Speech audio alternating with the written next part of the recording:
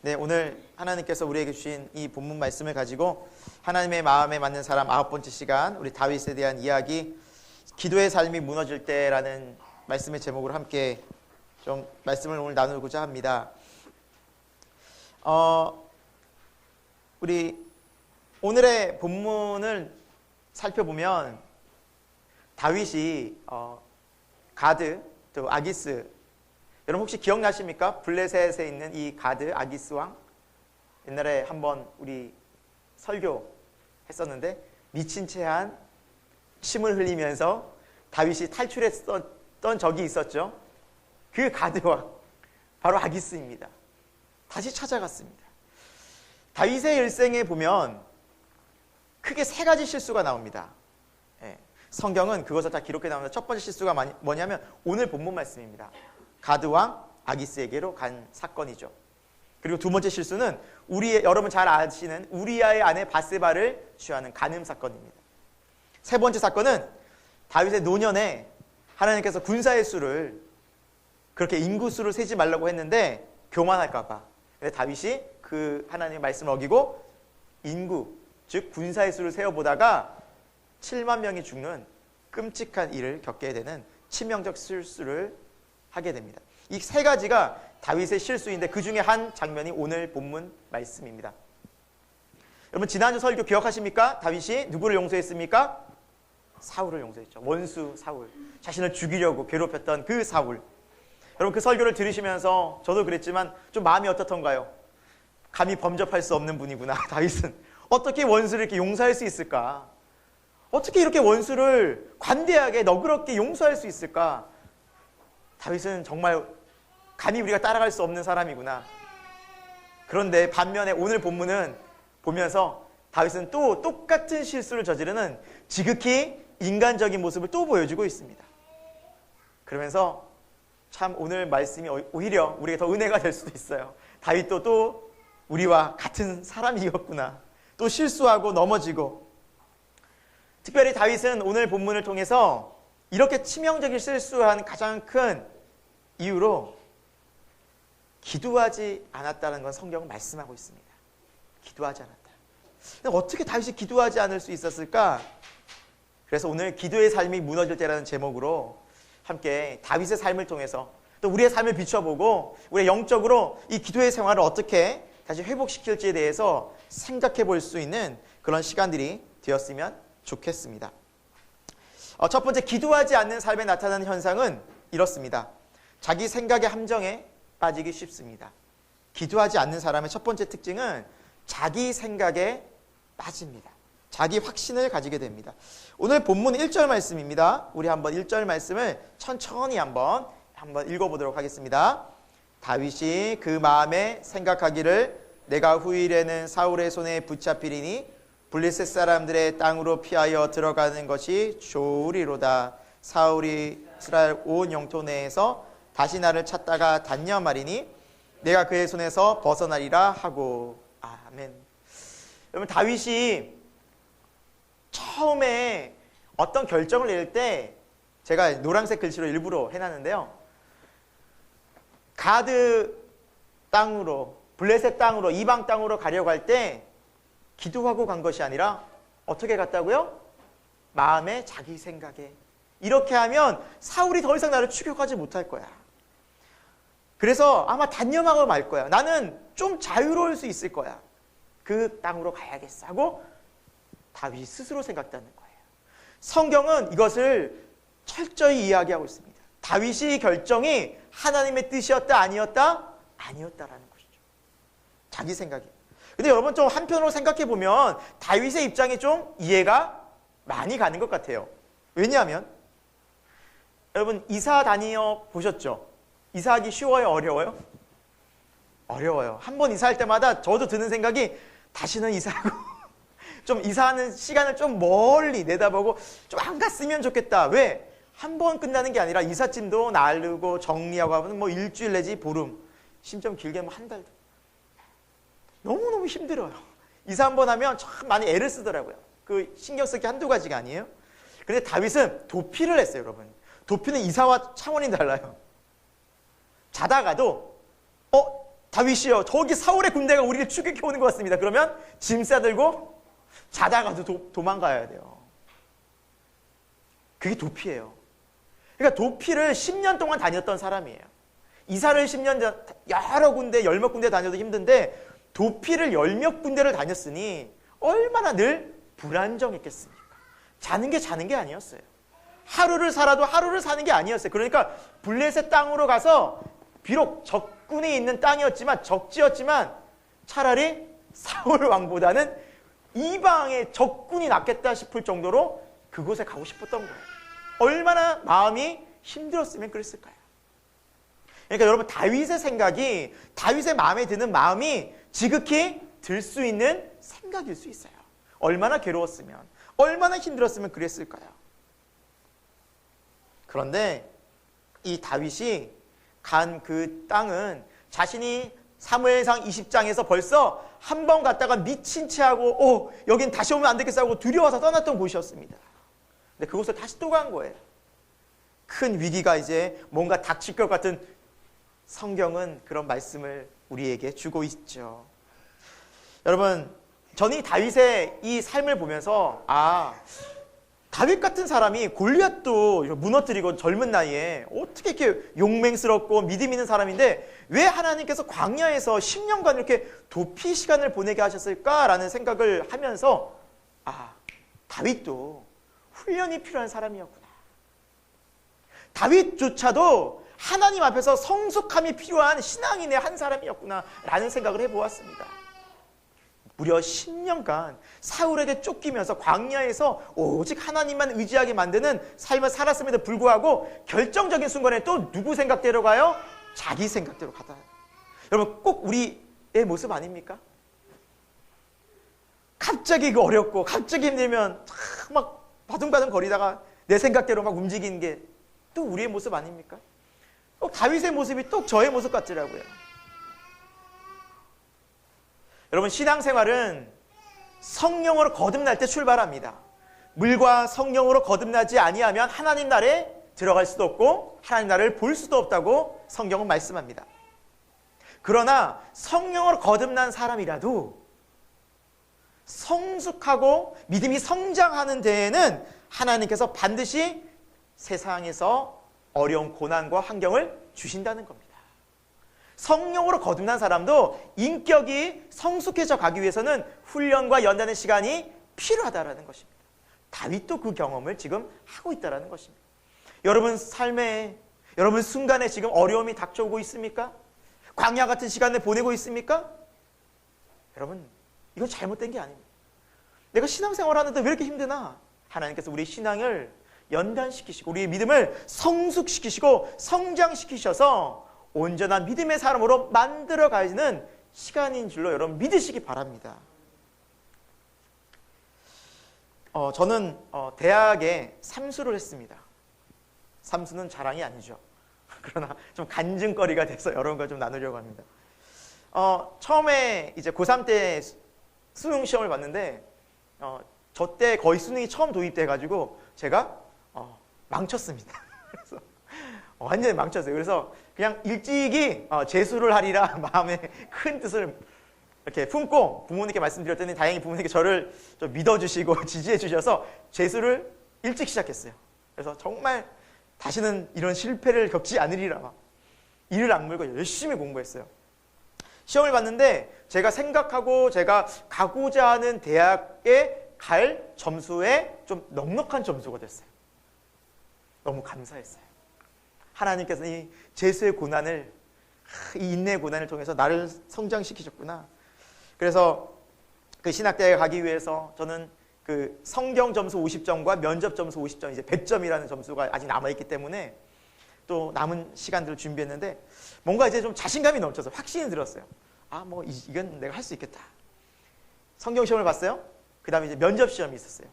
그래서 제 생각에 딱 면접 시험은 조금 그때 무슨 생각에서는지 모르겠지만 이런 마음이 들더라고요. 좀 당당하게 보자. 좀 재치 있는 위트도 하면서 다른 친구들 보니까 막 다 기죽고 있어요. 막 뭔가 모르게 이 대학을 갈지 말지. 그러나 나는 당당하게 하나님이 나를 보내셨다라는 그런 당당함을 보여주자. 그게 제 전략이었어요. 그래서 딱 갔더니 면접 담당관이 총장님이셨어요. 그래서 마음속에 어떤 마음을 품고 제가 당당하자. 총장님이 어때? 난 믿음으로 왔는데. 그래서 총장님 앞에서 답변을 딱 하는 거예요. 첫 번째 질문이 이거였어요. 자네 이 대학을 왜 지원했나? 저의 답변입니다. 학교가 가까워서입니다. 여러분, 부끄러운데 그때는 되게 당당했어요. 자신감이 넘쳤어요. 제 전략이었어요. 위트 있게 하자, 자신감 있게 하자. 그러면서 마지막에 한마디를 던졌어요. 총장님, 농담입니다. 그러면서 또 얘기했어요. 너무 웃지 마세요. 그렇게 비웃죠. 실수라고 얘기하잖아요. 그래서 시험을 다 보고 나와서 결과를 맞았는데 결과가 예비 12번이었어요. 그때까지도 잘 몰랐어요. 좀 멈칫했는데 그래도 예비 12번? 12제자? 의미를 더 부여했어요. 12명에 속하겠구나. 결국 하나님이 12제자를 10이라는 수가 성경에서 굉장히 좋은 수잖아요. 그렇지 않아요, 여러분? 12지파. 그렇죠. 12제자.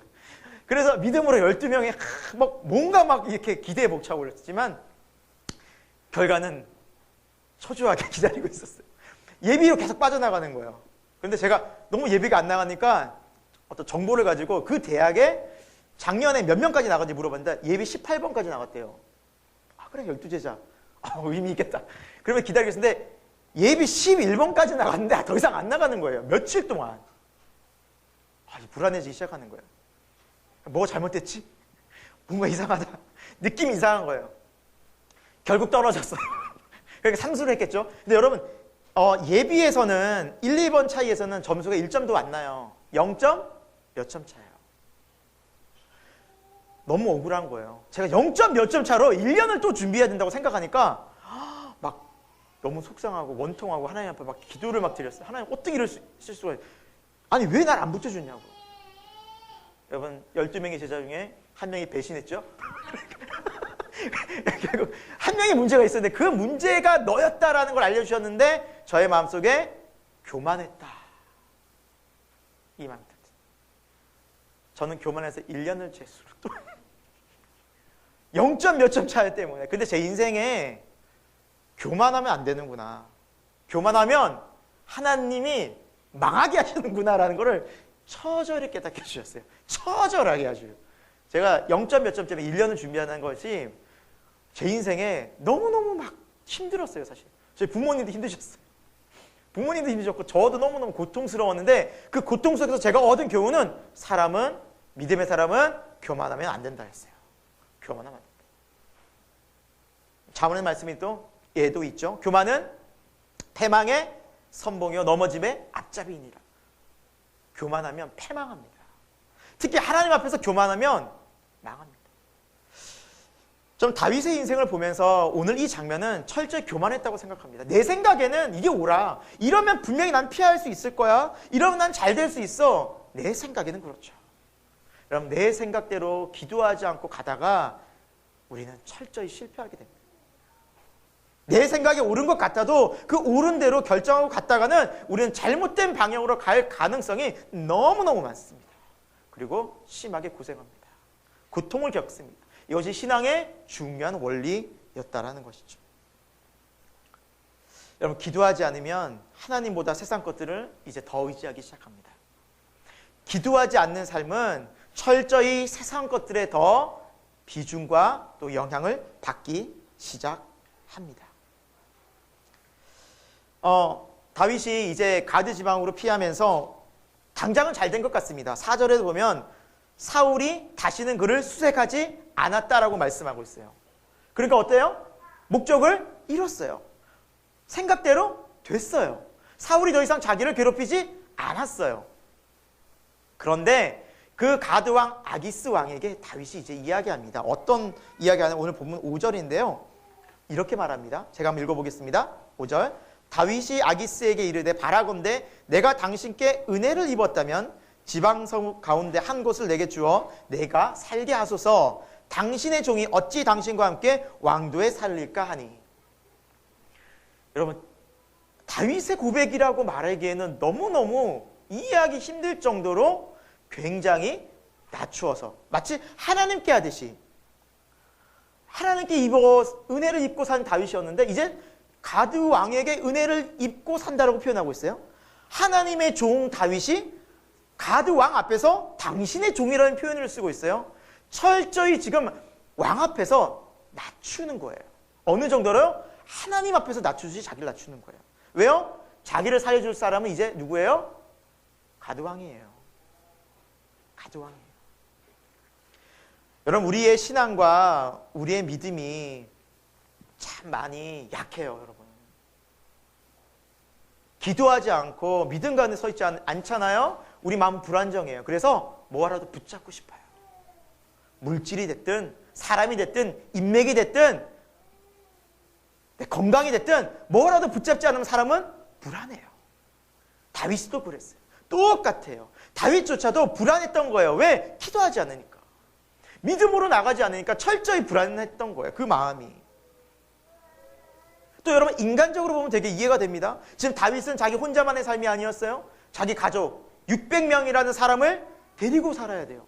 그러니까 그곳에 안정적인 뭔가가 필요했던 거예요. 그 땅은 블레셋 땅이었으니 가드 왕을 의지할 수밖에 없죠. 그래서 오늘 본문 말씀에 보면 가드 왕 아기스는 너무 기분이 좋아요. 와, 이 다윗이 나한테 이렇게 엎드려서 막 이렇게 종처럼, 야, 기분이 좋아가지고, 어디 원해? 시글락성. 거기 사러. 내가 줄게. 내가 살게 할 수 있어. 거기 사러. 그러니까 너무너무 막 블레셋 왕 너무 기분이 좋은 거예요. 그래서 거기서 1년 4개월이라는 기간 동안 살아갑니다. 여러분, 기도하지 않아도 안전하게 살 수 있어요. 기도하지 않아도 뭔가 삶이 잘 되는 것 같아요.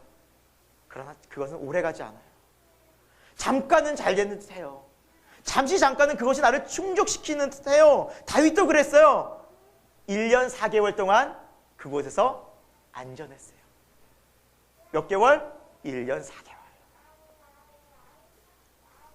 여러분, 하나님을 의지하지 않고 세상을 의지할 때 점점 우리는 하나님 아닌 것들을 따라가게 되어져 있고요. 그러다 보면 상대적으로 어떤 삶이 되느냐? 기도하지 않고 예배하지 않고 하나님께 엎드리지 않아요. 이때 다윗은 영적으로 가장 어두운 침체기였어요.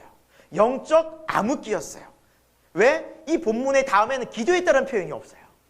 하나님을 찾았다는 표현이 하나도 없어요. 그만큼 영적 잠을 자게 된 거예요. 그러나 세상적으로는 안전해 보였어요. 그러나 영적으로는 죽어가고 있었어요. 여러분, 이것이 너무 중요합니다. 믿음이 없는 사람들, 신앙이 없는 사람들, 이게 별 크게 문제가 되지 않아요. 야, 세상에서 안전하면 됐지. 집 있잖아. 너 직장 있잖아. 차 있잖아. 뭐가 문제야? 돈 있잖아. 그래, 믿음은 그렇지 않아요. 영적인 관점에서 보면 집 있고 차 있고 직장 있고 돈 잘 벌어도 구원받지 못하면 결국 멸망하는 거예요. 다윗은 지금 그 삶을 비슷하게 따라가려고 하고 있는 거예요. 왜? 기도하지 않으니까. 영적으로 다 둔감해져서. 여러분, 우리라고 다를까요? 목사라고 다를까요? 아니요, 똑같습니다. 결국 기도하지 않을 때 문제가 생깁니다. 그러나 다시 기도의 자리를 회복하면 신앙이 회복될 수도 있습니다. 오늘 본문은 사실 우리가 요 앞부분 사무엘상 27장을 다뤘는데 이 다윗의 이야기가 29장, 30장까지 쭉 연이어서 갑니다. 제가 길어서 다 읽지 못했는데 그 내용을 좀 함께 살펴보겠습니다. 사무엘상 29장에 보면 무슨 내용이 나오냐면 이제 이곳에 시글락에 거하면서 가드왕 아기스에게 철저히 충성하는 듯 하면서 살아가요. 거기서 눈치 보면서 되게 살아가요. 그러다가 이스라엘과 블레셋, 이 가드왕 아기스와 전쟁을 하게 됩니다. 이스라엘과. 자, 그런데 지금 다윗은 어디에 있습니까? 가드, 블레셋 땅에 있어요. 자, 블레셋과 자기의 조국, 하나님의 백성, 이스라엘과 이제 전쟁을 하게 돼요. 자, 다윗은 어느 편에 서야 할까요? 여러분의 다윗이라면 어떤 편에 서시겠습니까? 이스라엘? 이스라엘요? 믿음이 굉장히 좋군요. 사울이 있는데 어디가 더 안전?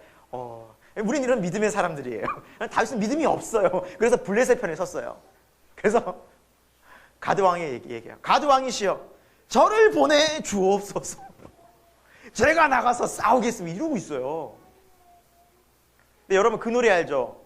사울이 죽인 자는 천천히요, 다윗이 죽인 자는 만만이라. 갑자기 신하들이 이 노래를 막 부르기 시작하는 거예요. 그러면서 하는 말이, 가드 왕이시여, 이게 불안합니다. 이 다윗이 어떤 마음을 품고, 혹시 다른 마음을 품고 이스라엘과 앞에서 우리 공격하면 어떡합니까? 혹시라도 그럴 수 있으니 못 믿겠습니다 하면서 불신하기 시작합니다. 근데 다윗의 마음은 진짜 그게 아니었거든요. 순수한 충성심이 있었는데 사람들이 불신하는 거예요. 하나님이 도와주셨죠. 그거 아니었으면 자기 백성과 싸웠거든요.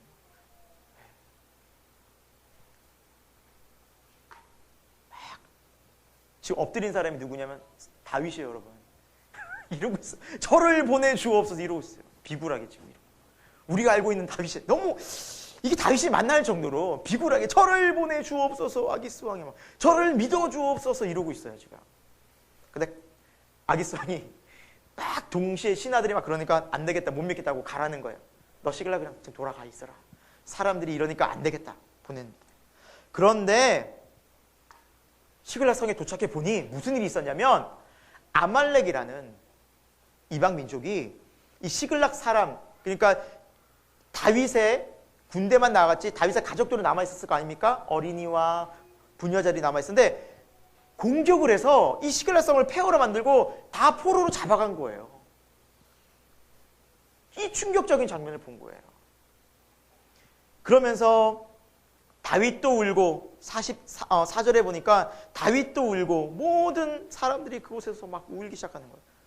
이제 사람들이 다윗에게 모든 책임을 전가해버리기 시작했어요. 6절, 백성들이 자녀들 때문에 마음이 슬퍼서 다윗을 돌로 치자니.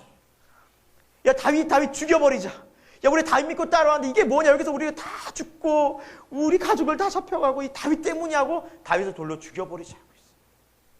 큰 위기였어요. 다급한 상황이었어요. 다윗의 가족도 잡혀갔는데 사람들이 다윗을 죽이려고까지 하고 있어요. 이 엄청난 위기 앞에서 다윗이 지금 뭐 하고 있어요? 후반부에 보면 다윗이 크게 다급하였으나 그의 하나님 여호와를 힘입고 용기를 얻었다. 결국 다윗은 이제 안 거예요. 내가 정말 의지해야 될 분이 누구였는가 안 거예요. 정말 이제 내가 비로소 하나님 앞에서 내가 정말 잘못 살았구나. 이제 정말 나의 힘이 하나님으로부터 오는구나. 나의 구원이 오직 하나님께 있구나라는 것을 비로소 안 거예요. 여러분, 이 장면에서 다윗이 기도하기 시작합니다. 눈물을 흘리며 이제 기도하기 시작합니다. 엎드리는 거예요. 폐허가 된 그곳에서 하나님, 이제 저는 의지할 곳이 없습니다. 저는 죽을 수밖에 없습니다. 하나님뿐입니다. 라고 엎드린 거예요. 여러분, 우리가 말씀 제목이 뭐예요? 하나님의 마음에 맞는 사람. 하나님의 마음에 맞는 사람, 이런 사람이라는 거예요. 완벽한 사람, 철저하게 다른 사람들도 다 뭐 잘 다스리고 털도 뭐 찔러도 뭐 어디 틈 하나 없이 그냥 완전한 사람이 아니라, 의인이 아니라 문제가 있고 여러 가지 부족해도 그 자리에서 엎드리는 사람, 다시 기도할 때 기도할 수 있는 사람, 하나님은 그걸 기뻐하신다는 거예요. 다윗은 엎드렸어요. 기도했어요. 그리고 하나님께 뭘 얻었어요? 용기를 얻었더라. 여러분, 이거 너무 중요해요. 하나님 앞에 엎드리면 하나님 뭘 주세요? 힘과 용기와 지혜를 채워 주신 줄 믿으시기 바랍니다. 조금 채워지는 게 아니에요. 그 어려운 순간을 이길 수 있는 담대한 용기가 생겨요. 그 어려운 순간을 이길 수 있는 지혜가 팍 떠올라요. 이게 하나님의 은혜예요. 여호와를 의지하는 자를 하나님께 주시는 놀라운 능력. 엎드릴만 하죠. 그러니까 우리가 기도하는 거예요. 진짜 여호와 하나님을 의지하는 거예요. 여러분, 문제 해결됩니다. 여러분 답답했던 그 모든 마음들이 하나님께 소리내어 통곡하면서 간절히 무릎 꿇으면 하나님 그곳에 은혜를 베풀어 주십니다. 그리고 다윗이 말합니다. 다윗이 아히멜렉의 아들 제사장 아비아달에게 이르되 원하건대 에봇을 내게로 가져오라. 아비아달이 에봇을 다윗에게로 가져오매 다윗이 여호와께 묻자와 이르되 내가 이 군대를 추격하면 따라잡겠나이까 하니 여호와께서 그에게 대답하시되 그를 쫓아가라. 내가 반드시 따라잡고 도로 찾으리라. 회복의 약속의 말씀을 주시죠. 여기서 에봇이라는 게 나오는데요. 여러분, 에봇은 구약의 제사장 혹은 대제사장들이 입었던 옷인데요. 이렇게 생겼습니다. 이렇게. 대제사장. 요건 지금 대제사장의 에봇인데 다윗이 갖고 오라는 거 요 대제사장의 에봇이었던 것 같아요. 근데 여기에 뭐가 있냐면 흉패라고 가운데 이렇게 있죠. 12개. 12지파를 상징하는데 이 12개 안에 판결 흉패라고 해서 우림과 둠밈이라는 게 있어요. 이것은 하나님의 뜻을 물을 때 하나님께서 뜻을 알려줄 때 쓰였던 그런 돌이거든요. 우림이라는 뜻은 빛이라는 뜻이고요. 흰돌이에요. 흰돌. 예. 둠밈이라는 뜻은 완전한 뜻. 완전한. 그래서 여러분 쓰여진 글씨가 히브리어입니다.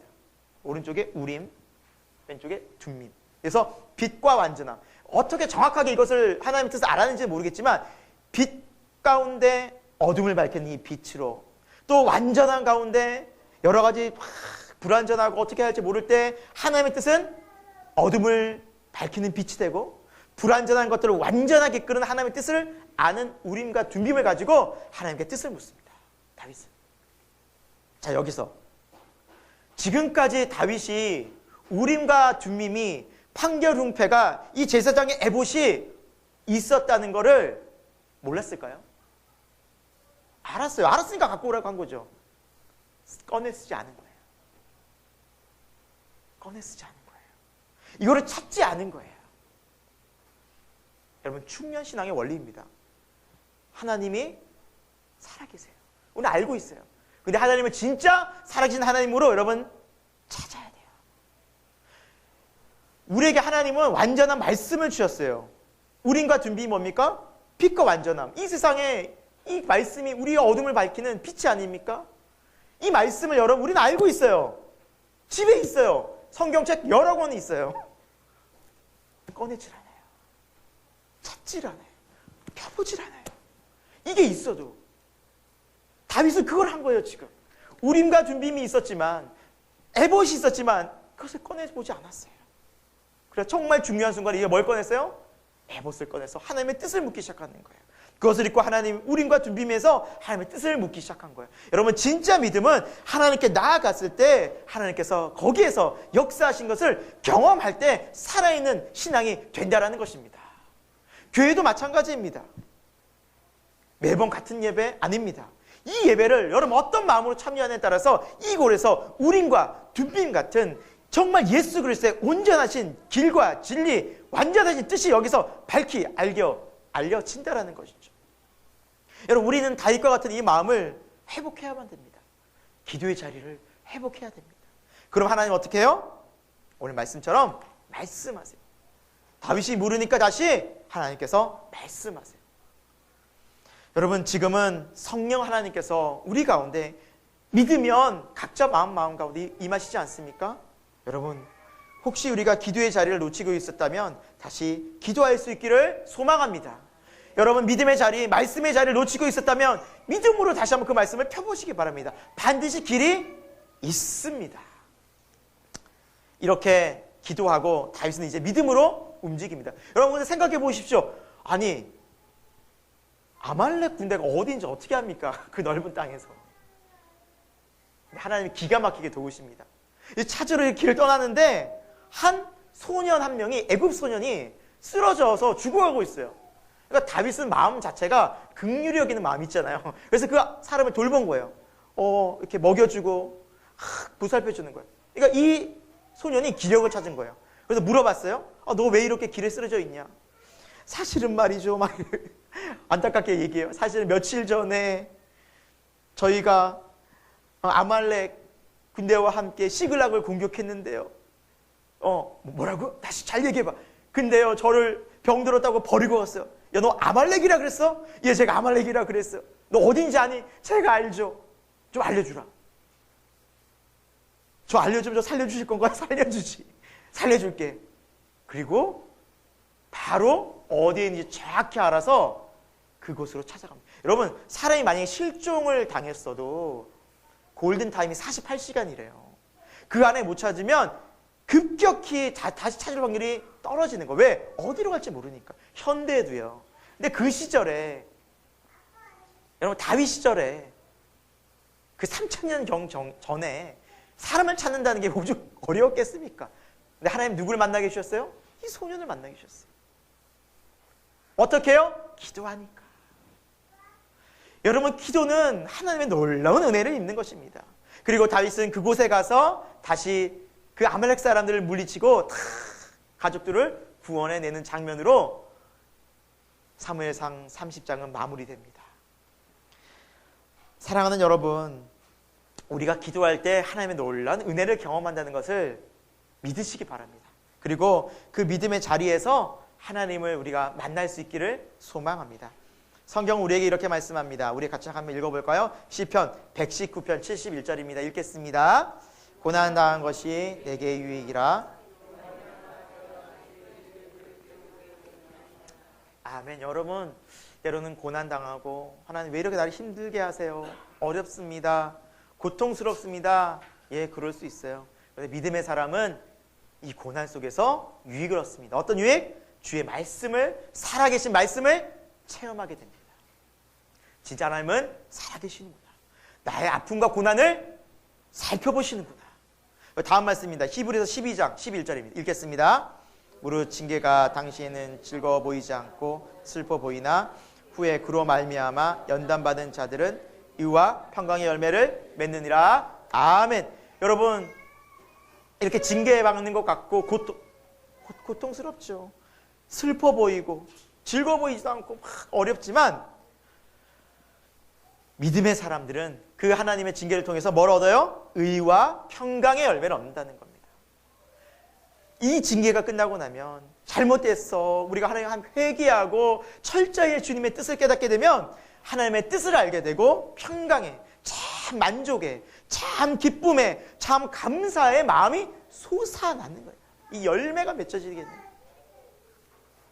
그래서 성경은 제가 다 안 적었지만 히브리서 12장에는 하나님이 사랑하는 자마다 징계하지 않겠냐, 징계가 없는 자녀는 버리운 자식이 아니겠느냐라고까지 말씀하세요.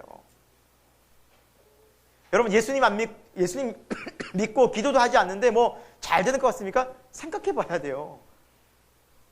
그 축복이 아니거든요. 교회 이렇게 기도도 하지 않고 우리가 신앙생활 잘 하지 않는데도 어려움이 안 닥쳐요? 너무너무 잘 돼요? 이거 진짜 오히려 이게 더 걱정이에요, 여러분. 왜? 구원에서 떠난 자일 수 있어요, 이미. 무서운 말씀이에요, 이건. 버려진 자식이 무섭잖아요. 그러니까 사생자라 그러잖아요. 주님께서도. 사랑하는 여러분, 오늘 우리가 오늘 이 말씀을 통해서 배워야 할 중요한 교훈은 기도의 자리를 회복할 때 하나님의 은혜가 반드시 임한다는 겁니다. 하나님의 놀라운 은혜, 우리는 다시 경험할 수 있다는 것입니다. 그리고 다윗조차도 이런 실수를 범했어요. 그러나 하나님이 기뻐하시는 사람은 어떤 사람이에요? 그것을 말씀을 듣고 깨달았을 때, 하나님이 말씀하셨을 때 돌아와라, 내게로 돌아오라 했을 때 겸손히 무릎 꿇고 나아가는 자들은 하나님께서 은혜의, 사랑의, 능력의, 회복의 사랑과 능력으로 함께 해주고 품어주세요. 이것이 주님의 사랑인 줄로 믿습니다. 오늘 이 예배 시간에 우리가 그 주님의 사랑을 다시 한번 회복하고, 다시 한번 여러분 용기를 얻고, 다시 한번 주의 음성을 듣는 거룩하고 복된 시간이 되기를 소망합니다. 기도하겠습니다. 하나님의 은혜 속에 우리가 살아가지만 때로는 우리의 욕심과 우리의 생각과 나의 뜻대로 살면서 우리의 삶이 참 어려워질 때도 많았음을 고백합니다. 그러나 주님은 우리를 포기하지 않으시고 우리에게 말씀해 주시고 다시 우리에게 용기를 주기 위해서 우리를 부르시는 분이신 줄로 믿습니다.